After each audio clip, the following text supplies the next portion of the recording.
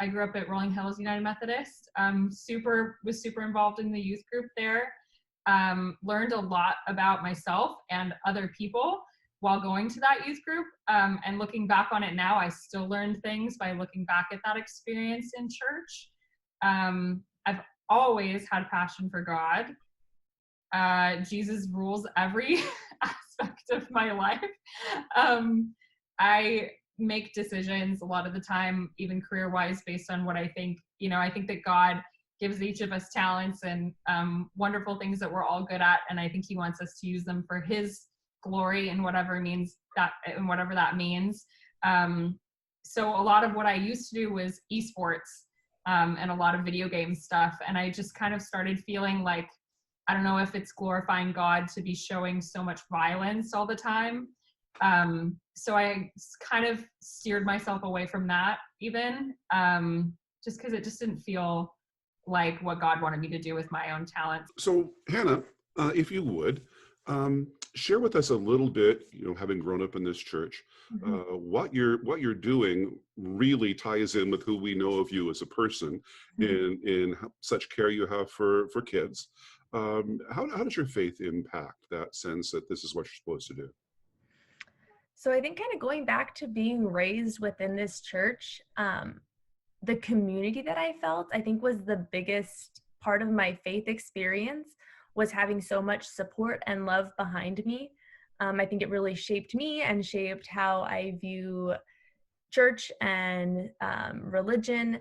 So I hope to kind of move out now into the world and take that sense of community and that loving and caring feeling that I've received from everybody at the church and put that to work in a hospital setting and show people when they're in a really vulnerable time, a really potentially traumatic time, that they have those people behind them that are rooting for them and have faith in them and just are really big advocates and supporters. I started out at CUMC, and I think with like the choir school, maybe when I was around in 5th grade or so, and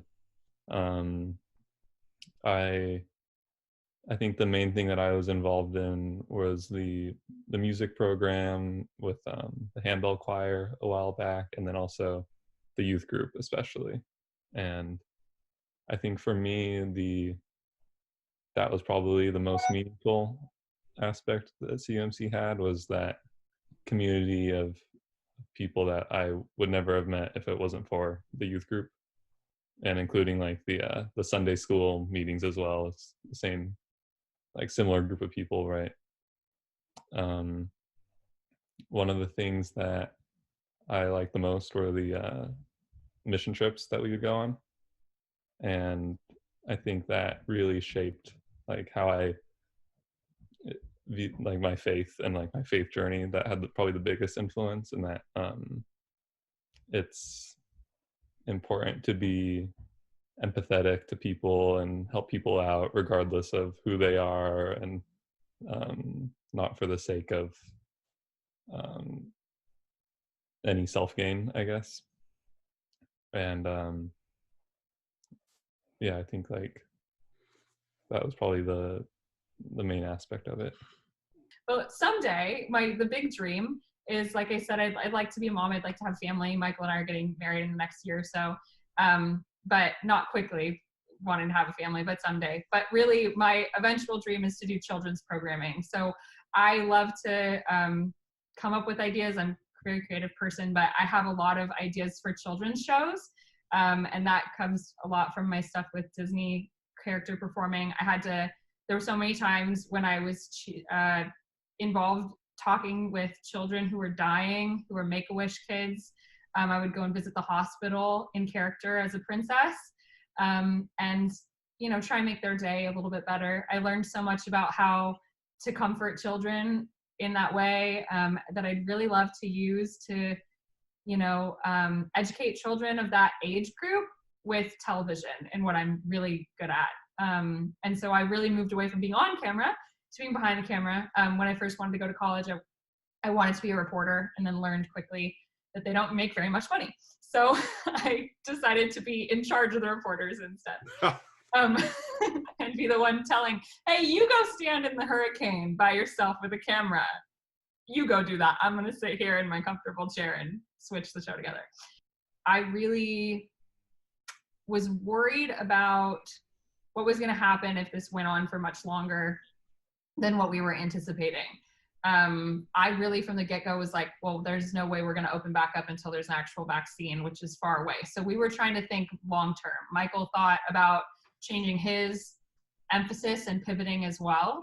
And so for me, it was really like, well, what else am I interested in? What else am I good at that I could use all this free time to be doing? I'd love to go to school. I believe in like an endless pursuit of knowledge that, you know, you're never too old to learn new things, especially me being just an absolute child. I'm really not very old.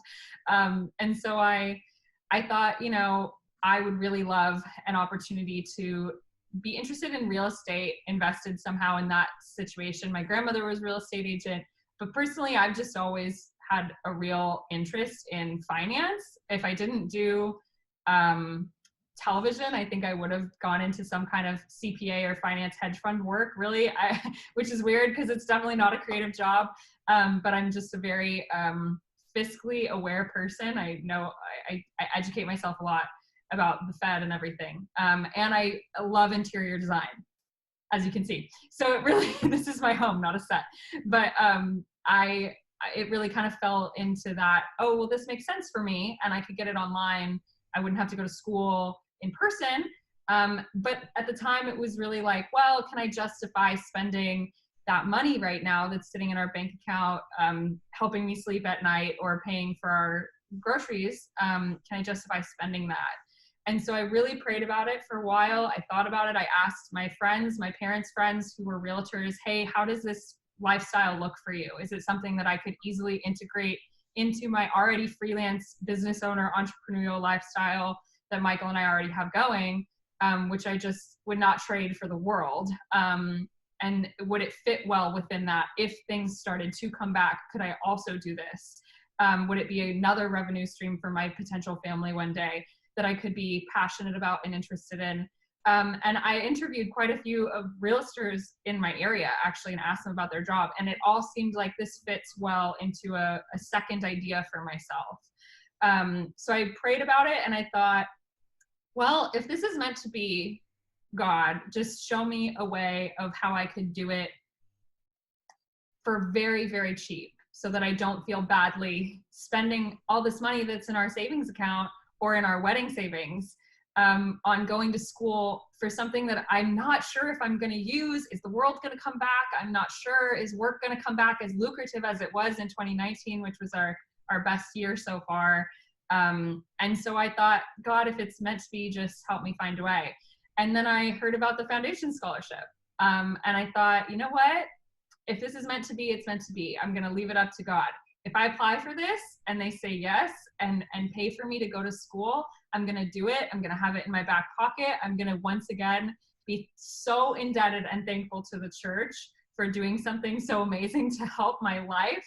And it'll just be God saying, yeah, Nikki, this is what I want you to do. And so I applied thinking, you know what? If they say yes and I get it, I'll do it. If they don't, I'll say, okay, it's God saying things are going to be okay and you're going to just continue on this path. And so when I got the scholarship, I was just absolutely thrilled that, okay, God's making some changes in my life or showing me one thing or another that he wants me to do. And so I was just so incredibly thankful to have been given that opportunity to go to school for free, with all my expenses covered in this sense. And so even those things are starting to come back now, and I am working more with production, I have started school for real estate. And it's just something that I really am enjoying so far, all the knowledge and everything that I'm getting. So thankful, so thankful. As you know, the church, and really practically most every institution, is having a hard time bringing a message that can relate to people who are your age and younger. Mm-hmm. And what advice would you give to us for how we can, you talk about the sense of community. And I it sounds to me in many ways that for folks, the community and that sense of belonging is the number one priority, even beyond a strict rigid theology. What is it for you? What do you think we could do as a congregation to be more effective in reaching younger folk? So I think it's really important. There's so many big things going on right now in the world. And I think young people, people my age, are really invested in being aware and being knowledgeable and having open and honest discussions. And I think finding things that appeal to us in that sense, that we're having really open, honest communication within the church and finding more opportunities to have that voice and to have more back and forth dialogue are really important aspects as far as what I'm interested. I can't speak on behalf of every young person. Mm-hmm. What's been challenging to your faith? I think it's hard to find space really within a church as a young adult. Growing up within the church, there was, the Sunday school and the youth group and a really big sense of community within my age. And then I went off to college and I looked at other churches. I looked at mostly Methodist church within that area. And it was a very weird sense of going into these churches and not really being received. I think I went to one church for 5 consecutive weeks and nobody talked to me. So that I think was a really hard, oh, okay, so I'm a young adult now.